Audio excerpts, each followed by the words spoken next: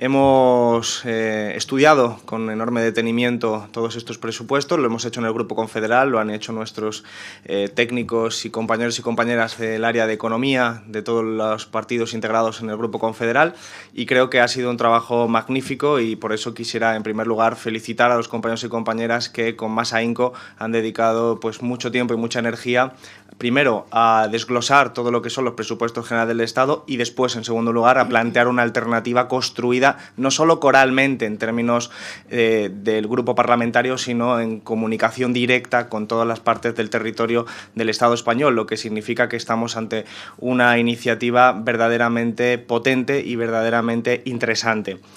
Con lo que respecta a los presupuestos generales del Estado del 2017, corresponde decir que, como hemos denunciado ya, implican un recorte al menos de 5.000 millones de euros que ya venía aprobado en el techo de gasto, que fue aprobado a su vez por el gobierno realmente existente. Y el gobierno realmente existente es el Partido Popular, pero también es Ciudadano y Partido Socialista, sin cuyo concurso no se hubiera aprobado el techo de gasto y sin cuyo concurso no estaríamos en esta fase de presentación de los presupuestos generales del Estado, que recortan, insisto, un mínimo de 5.000 millones de euros y que además normalizan y consolidan una política, la política neoliberal de los recortes a los servicios públicos, que lo único que hace es empeorar la situación real de millones de personas en nuestro país. Y por eso nosotros tenemos que, en primer lugar, denunciar la ideología que subyace a estos presupuestos, que no es otra que consolidar los recortes que ya se comenzaron en el año 2010 y que, inspirados por una política verdaderamente fracasada, lo único que hacen es acentuar los problemas sociales en nuestro país.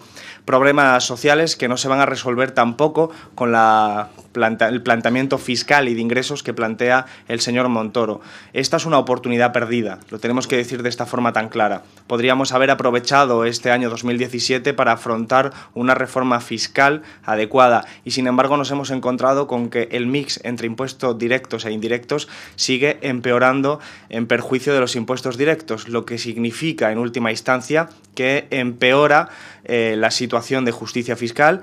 se sigue transitando hacia un escenario de regresión fiscal, que significa, para que nos entendamos todos y todas, que los impuestos directos pierden peso, ganan peso los impuestos indirectos, que, como sabéis, son mucho más injustos porque no discriminan entre los ricos y los pobres, y los pagan igual la hija de unos millonarios y los hijos y descendientes de los más ricos de este país pagan exactamente igual que lo que pagaría cualquier otra persona en el conjunto de España. Y directamente estos presupuestos lo que hacen es agudizar esa diferencia y llevándonos a un incremento de la brecha social. Por otra parte, esa brecha social se está incrementando de una forma terrible como consecuencia de las políticas del Partido Popular. En nuestro país ha dado ya Irene algunos datos sobre pobreza que son verdaderamente dramáticos, pero tenemos que recordar que en este momento, según los indicadores, hay más de 4 millones de personas en nuestro país que ingresan menos de 300 euros. Y esto es, evidentemente, a todas luces insuficiente para desarrollar un proyecto de vida autónomo que pueda desarrollarse de forma digna. Y esto, que podría haberse resuelto con unos presupuestos generales del Estado planteados de otra forma, como ahora explicaremos, en estos presupuestos no hay ningún atisbo de intentar reconducir esa situación tan grave. Es más, el planteamiento que se establece en los presupuestos generales del Estado es de seguir perdiendo poder adquisitivo para sectores muy importantes de la población, entre ellos los jubilados y las jubiladas y también los empleados públicos, porque con indicadores de inflación como los que plantean los presupuestos generales, o si de hecho se cumplieran las expectativas de otras instituciones internacionales y esa inflación fuera superior a la planteada por el gobierno de Mariano Rajoy, la pérdida de poder adquisitivo por parte de los jubilados y jubiladas, los pensionistas en general, sería verdaderamente dramática. Todos estos recortes se van a traducir también en empeoramiento de las calidades de los servicios públicos, de sanidad, de educación, de ley de dependencia, en un escenario en el que, de hecho, son los que sufren la mayor parte del